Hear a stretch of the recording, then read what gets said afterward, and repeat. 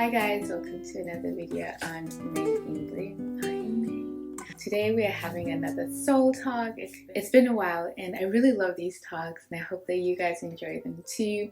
I think I also wanted to open it up to you guys as well, especially if you follow me on Instagram, to let me know if there's some specific subjects you would like me to talk about on our soul talks, because I think that it's a great way for me to share a bit about my own holistic practices and where I am in life, but also things that I am also currently exploring or trying to make decisions about. One I really want to talk about in the future is about kids, like are we having kids or not having kids?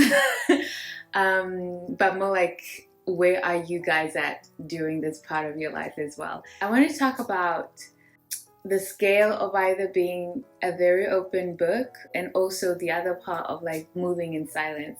I don't know even how I'm going to talk about the subject, because it's just a subject I had in mind, but I haven't overplanned how I want to approach it, so bear with me. I've been seeing a lot of videos for a while, like they pop up here and there about specifically Black women. I've noticed, especially when you talk about moving in silence, I've seen it a lot more from women of color, right? From Black women specifically. Let me get comfortable. And it just made me think a lot about the way that also I exist online, right? But also even in my own private life, how I move about, how I've also changed through those different scales of either like feeling like I'm an open book or feeling like I am moving more in silence. I don't know how I feel about the wording of moving in silence, right? But I get it. It's this idea of don't overshare. Like there was a lot of the women I was watching, their videos were usually around the fact that a lot of people online share too much, and when you share too much, there's a lot of things that can go wrong. Like either you can share too much and get in trouble, or you share too much of your dreams and goals and then you can't keep up with them, or when you fail, it's on a bigger scale. There were, however, some things that were interesting that kept coming up in this conversation of why you should move in silence. And a lot of it I felt personally, right? And this is my own observation. A lot of it was from a place of, I would say, almost fear, right? It wasn't like, oh, like just keep some stuff to yourself, because it's nice to have things that are just between you and the people who are actually in your life. It was more like you don't want people being in your business and you can't trust people. But it felt like, especially in the comments, I remember this specific woman sharing a story. I think it was a woman. She was like, yeah, I've just recently bought my second house and my family just found out about my first one. And there was like, yes, do that. You know, it's this feeling of I'm always maybe 5 steps ahead, but I don't know, the energy of it didn't feel like the kind of energy that I would feel like, oh yeah, for me specifically and what I value, like this makes sense, this is why you should do something like that. I've always said on the internet that I'm a child of the internet. I love the internet. I've learned a lot from the internet. I've healed a lot from the internet. With the internet, I've created community because of the internet. I have gotten opportunities because of the internet. So, and I think also even in my own upbringing, for me, my connection with my online life has been very therapeutical. It has been very healing. I think I started like proper being online at 14, and this year I'm gonna be like 34. So that's 20 years of digital experiences or being online. I've learned so much. I've grown so much. I've unlearned so much, right? And there was a part of me, I think, especially when it came to my own personal healing, where I just got to the point where I'm like, because I've benefited so much from other people's vulnerability and willingness to share, I felt like it was only fair that I also could do that and give back and add to that community that had helped me and guided me. So for me, I think I came from that space when it came to the internet. It came from a space of, because so many people, through their willingness to expose parts of themselves that maybe in my day-to-day life I didn't have a lot of people who went through certain things.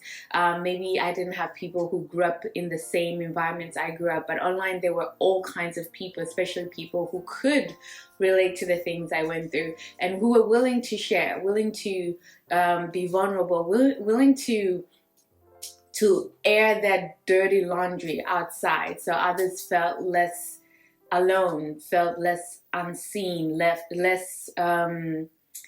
invalidated in their experiences. I think that's where I came from. So I never really saw, for example, me sharing about not only myself or even my love experiences, my travels, my struggles. I never really had that feeling of fear per se in what will people think of me if I share this stuff, because I've always created in a way from that space in my head of I'm adding to the community that I benefited so much from, right? As a child growing up in a home where it wasn't always possible to talk about these things the way I needed to talk about them, or to have inspiration from people who had overcome those things, or people who were doing life differently, people who are finding ease and softness, people. So a lot of the things I create are also because of the little girl I was and how much she benefited from people online.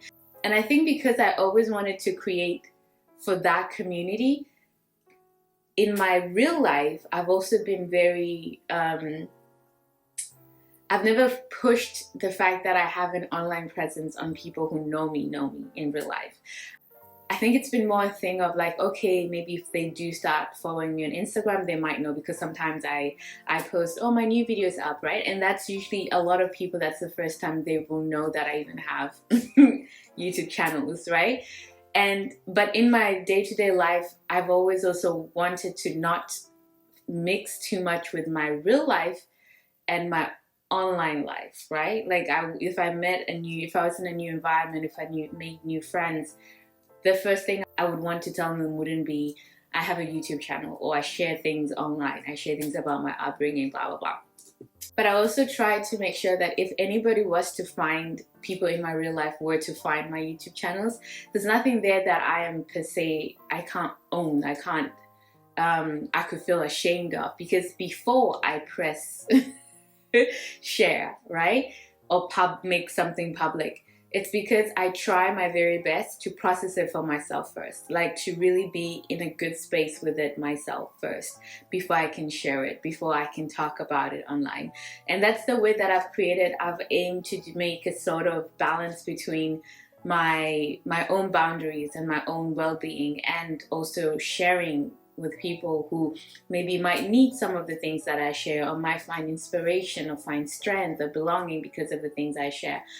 So that's something that I have created, like slowly and slowly found a way, like, okay, we don't share anything unless it's settled within us. Like if I'm airing my dirty laundry, it's because I've already made peace with it to some regard, or I'm okay with where I am with it currently, right? So if somebody else was to know about it, like somebody in my real life, or maybe some new people that I'm meeting, or a new place I'm working, it wouldn't really bother me, because there's nothing really shameful about going through struggles in life, or maybe not having a perfect upbringing, or maybe pursuing your goals but you're having challenges getting to the things you want. There's nothing I feel personally ashamed by that, right?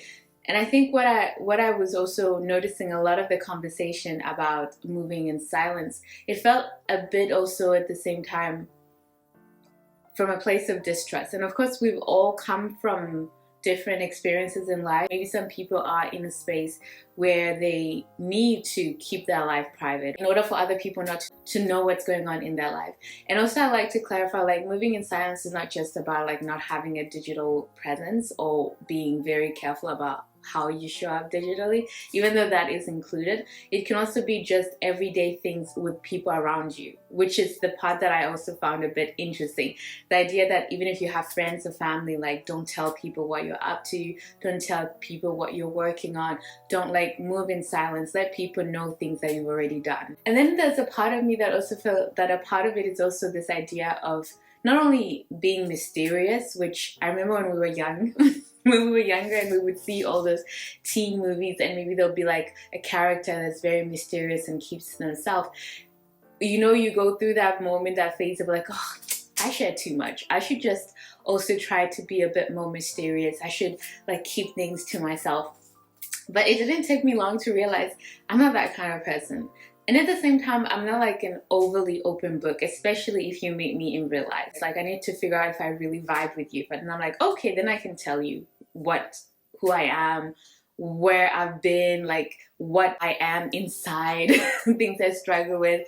I have no shame doing that. It's not that I meet random strangers and tell them everything about me. But I also remember that part of our childhood where there was a need or a feeling like if you were somebody who's mysterious, who didn't talk too much, who didn't share too much, that you were somehow superior from everybody else. And I think that's really interesting.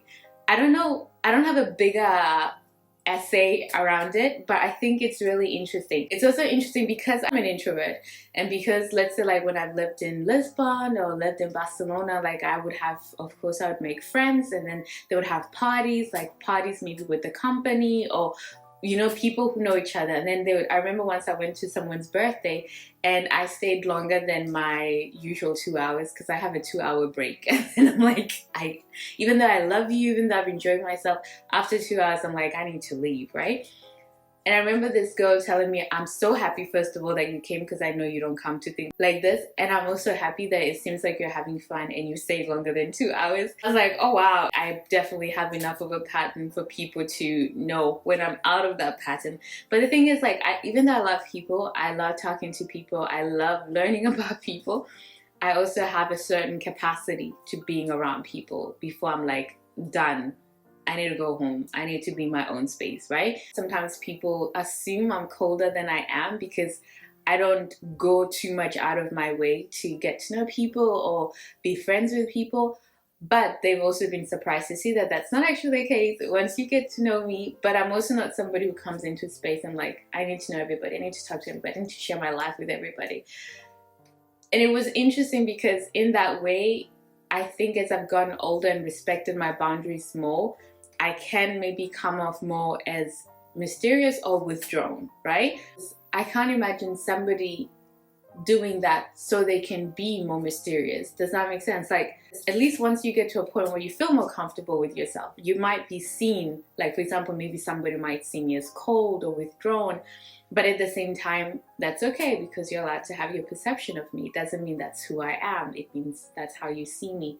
And I'm not always going to go out of my way to prove you that, no, this is not who I am. Unless, of course, I talk to you and we had a natural conversation, then you'd be like, oh, okay, actually, you're not like that. But what I'm trying to say about that is that there's a part of it in the sense of like, be mysterious, you know, like be silent and be mysterious so people never know what you're up to.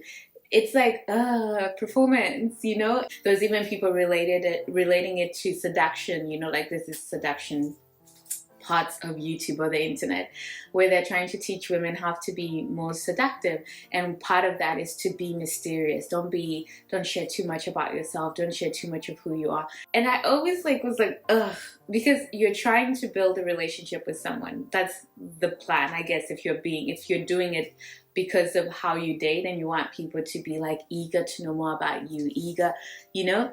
I feel like once we start performing instead of existing, you're kind of like playing yourself. I'm not saying be out there and be reckless, obviously, but it's kind of like in that video I talked about dating advice that I wish I had when I was younger, and one of them was like, be yourself from the beginning, like show your crazy part so that whoever loves you, whoever takes you, they're gonna take you fully. Like for me, that has been something that I've always seen as a trap. When you try to be something or you're trying to play a character or imitate a character that you think is cooler or more deserving of love and attention, I'm always more team get comfortable in your own skin, get comfortable with your own self, your flaws, your strength, your cool sides, your weird sides, and then share that with someone so that people can actually choose you for who you are instead of like this thing you're putting on. And also feel like once you are also pretending to be somebody, do you feel it's okay for somebody to also be pretending while they're dating you or even trying to be your friend?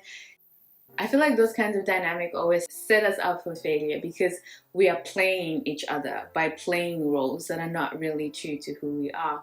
I understand, of course, like trying to vet people and get to know people better before you share more about yourself or before you open up. by going into a space of like, I need to be mysterious, I need to be somebody who's withdrawn. Like, for example, if the person writes me a message, I'm not going to respond until this time amount, so that they, maybe because now I'm old. I always say that even when I was younger, I think I was 17, 18, and I was like, I got this epiphany. I'm like, just be chosen because of who you are. It's easier to be rejected and loved for who you are. Because if you reject me because of who I am, I free you, you free me. Let's go on and find people we are more aligned with. But then if you also love me because of who I am, oh my God, how amazing is that, right? And that goes for also social setting with friends. So when it comes to that idea of pretending to be mysterious, I don't understand it. But I can also understand it from a space of, okay, moving in silence because you want to protect certain things and keep them close to yourself, just so that it's between you and yourself, or maybe even you and a few people, right?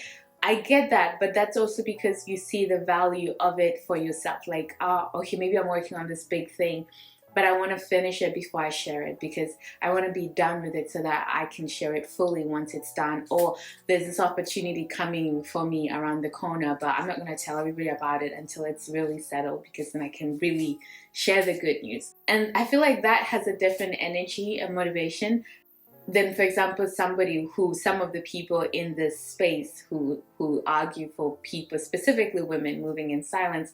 I'm more like, you don't want to share things with your other people because they might be haters, and you don't want to have like the evil eye on your dreams and desires. And also, by you being 10 steps ahead, you're like winning this game, you know, and they don't even know where you are. It felt like it's very externally focused, and it's about how other people are going to portray you and how you're going to one up them and be like this, you know, this advanced person who's doing all. And then it also made me think, when you're moving in life like that, how do you actually build intimate relationships? Of course, I'm assuming that maybe these people are like that for the general public, but then maybe they have close people who they share fully with, or close people who they trust enough not to feel that if I share something with you, you're going to put an evil eye on it. Or because somebody was saying that sometimes you can share things with people who are not truly your friends, and they might take those things and sabotage them, so it's best to keep things to yourself. I feel like that is, of course, something that could make sense if something traumatic has happened to you and maybe you've had that experience, but it would be a sad way to move through life with, if you feel that I don't want to share with other people because they might want to sabotage what I have. I think it would be more a matter of, how do I find people and friends who are going to celebrate my wins, who are going to want the best for me as I want the best for them? How do I create a community of trust where we are all cheering for each other? How do I create a community where it's not about competition? Like, even in the silence, like, yeah, you think I only have one house, I have two, and I'm not going to tell you. Like, some of the arguments felt a bit childish, even though I could also sense a lot of it comes from maybe people who have grown up around people who don't always have the best intention for them and don't have the best desires for their life and even support. Because I think that's one of the things that is beautiful when you are vulnerable, when you are more of an open book. You can also meet people who either see themselves in you or want to join you on that journey, or want to even offer support, and you have like a beautiful support system and you're both doing or working on something together. I think there is that space where you can recognize that, yes, I'm doing something that is big and scary. And then if you dare to open your heart up and other people come and catch you or support you and you do the same for them, there's something like so magical that makes you believe in the magicness of humanity. I'm not even saying that because I've never experienced the opposite, or people who don't have good intentions, or people who were your friends but secretly maybe didn't want the best for you. I know what that can look like and feel like. It's kind of like when you've had bad relationships, romantic relationships, and then you come out of that and your advice for yourself is, next time I'm not going to show my love first, I'm going to be less intimate, I'm going to be less honest because people out here are lying. I always told myself, it doesn't matter what other people do to me and what other people take from me or how other people hurt me. How awful would it be if I internalize those experiences and that trauma and I use them as how I move through the world? And I closed my heart off. I closed my opportunities to have better experiences or better community or better relationships, because I was deciding that the revenge of all the bad things that happened to me is to be 10 steps ahead next time and play the game even better.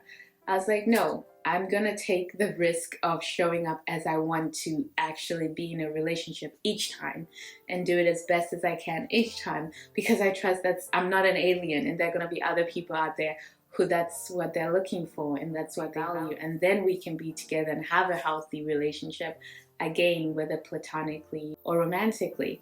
But I also understand that sometimes we do move through the world in ways that are to protect us from the trauma we experienced when we were younger, or the experiences we had that were less desirable or hurtful, and we never want to be put in those situations again. But then I also see the other beauty of it, like getting to share things with people and have people join you on the journeys, or have people feel less alone because you're not pretending to have this perfect life where everything for you is always amazing, where you have no struggles, because don't you dare share your struggles with other people. You don't know what they might use them for, right? But then you can also say, because I share my struggles and other people feel less alone and they don't feel the pressure to live perfect lives or pretend that their world is so amazing, and we can all be more human together. We can all have like a relief sigh that, oh, okay, it's not just me, right? Rather than I'm just showing you the perfect parts of my life. I'm just showing you the most amazing parts of my life. There was also another part of it that's like just about being completely offline, right? Like moving in silence, where it's like just don't exist digitally, like have your whole life offline and don't fit into the digital world at all. And people were sharing how wonderful it is. Like some people were saying that all I have is YouTube. Like I don't have Facebook, I don't have Instagram, I don't have any social media, and it's the best thing that's ever happened to me. I can really vibe with that space more. Because it also feels like it's more like, okay, I just can be more present in my real life. I can be there and I'm not caught up in making content or consuming content or sharing content or seeing all my friends and where they are in life and feeling like less than because I'm doing that. I can understand why that would make sense, like, or more like be silent, like don't exist online, like just live a life or in your real life, right? That you don't feel the need to share online.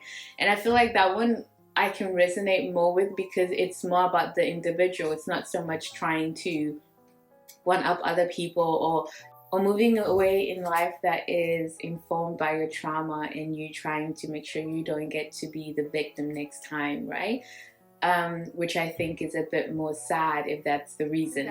There is also the other side, you know, people who are like really open online, like they share everything. I feel like I am medium open book.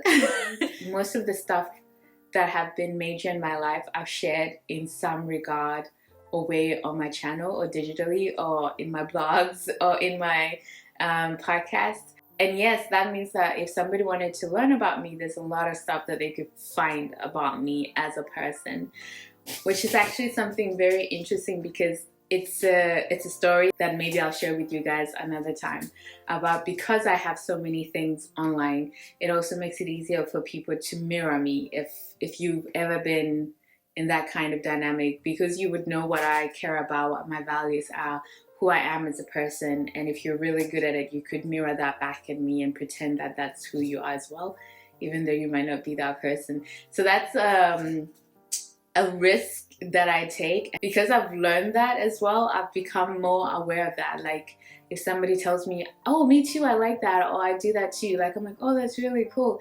Whereas before I just feel like easily connected to someone because they obviously had a lot of things in common with me, and I never once assumed that somebody could just be, you know, like learning about me, who I am online, and then mirror it back to me so that I would find rapport with them and feel a closeness to them. So that's one thing that you risk when you share things online, but I think it can also teach you to be more discerning. Just like you don't want to be over affected when people have negative things to say about you, because you're like, oh, okay, that's their opinion, there's stuff there that maybe I can use and reflect on and help me become a better person.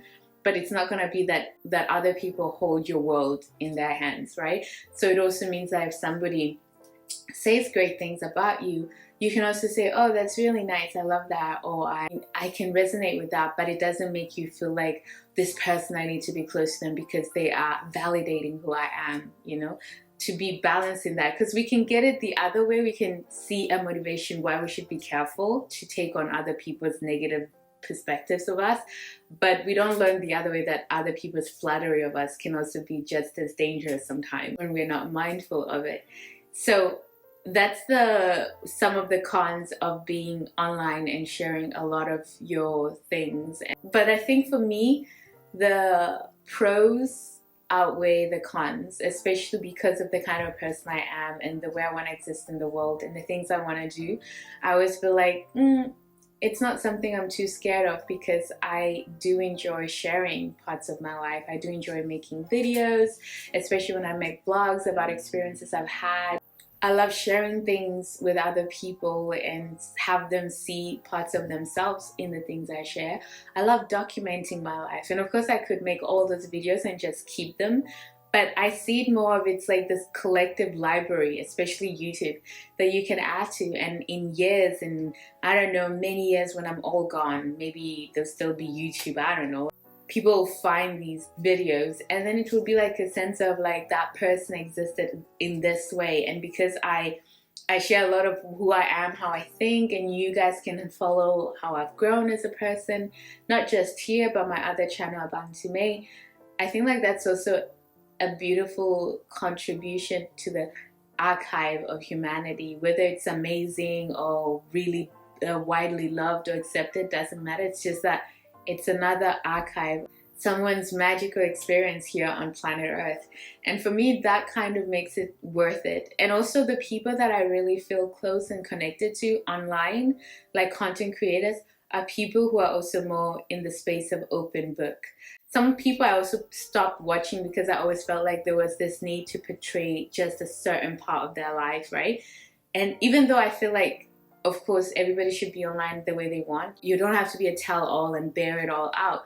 But I think for me and what I'm attracted to, it also makes sense because of the kind of person I am. Even in relationships, whether they're platonic or romantic, I like people who I feel are very open and very vulnerable, and where we can create like really true intimacy together. And so online, I think I also have that kind of approach when I am choosing content creators I love listening to. I love people who are open about their life, the good and the bad, and there's this feeling of it's all life, you know. But I think that's why I relate more to people who are very vulnerable, because I know that that takes also a lot of courage. It's not easy to be very vulnerable online and share so openly about your life, your failures, your wins. And I find that very courageous, and I find that very beautiful. And so I'm more attracted to people like that online and offline. When I make videos, sometimes I might include my family or my partner. But with my friends and other things, there's also elements of it that I like to just be in, like just experience. I might include more my family and my partner because those people are maybe more with me when I do certain things, like when I travel, what have you. But when I'm with friends, when I'm going to parties or their experience or events, it's also okay for me to be like, I'm just here and this is just for me, and these experiences are just for me, and they will just stay sacred for me. Over the years, I have a balance that works great for me because it makes sense to what I value, and it also makes sense to the boundaries that are important to me as well, like the ability to enjoy my offline life but also share and add to the community that I value online, and that is people who dare to be full and be vulnerable and to be whole and to be holistic and to be courageous. Because it is scary to share your stuff in yourself online. You don't know how it's going to be received all the time, right? I think in the age that we live in the digital age, I think we all decide how much do I want to be online. And I also know that there are people who just consume and could never dream of creating. And I think it's also important to have a space where we recognize that just because people share content online doesn't mean that you have to feel that you need to do that as well. It's perfectly okay to exist in a way where you maybe just prefer to consume content. You have nothing of yourself online. I remember the relief I felt when I deleted my Facebook account or took a break and never returned in 2014.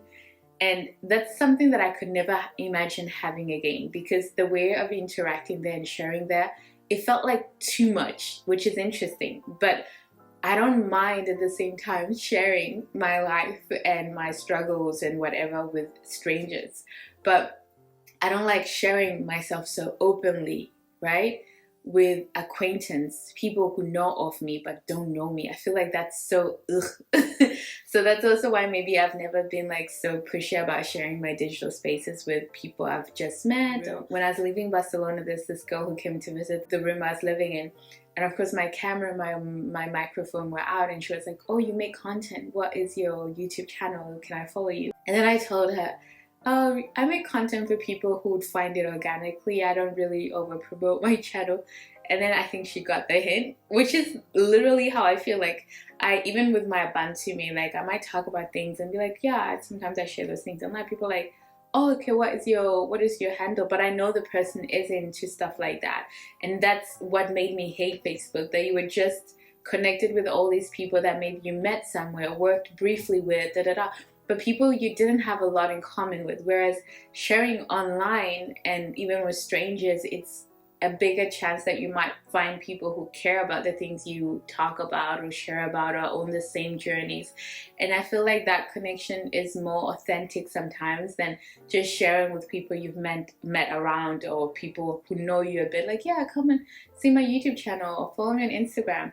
No, for me, it's always been more around community through strangers, because you can still sometimes connect a lot more with strangers than people around you. Like I said, this conversation wasn't properly structured. Also, I'm having my moon soon, so I can just feel like my energy is like, ugh.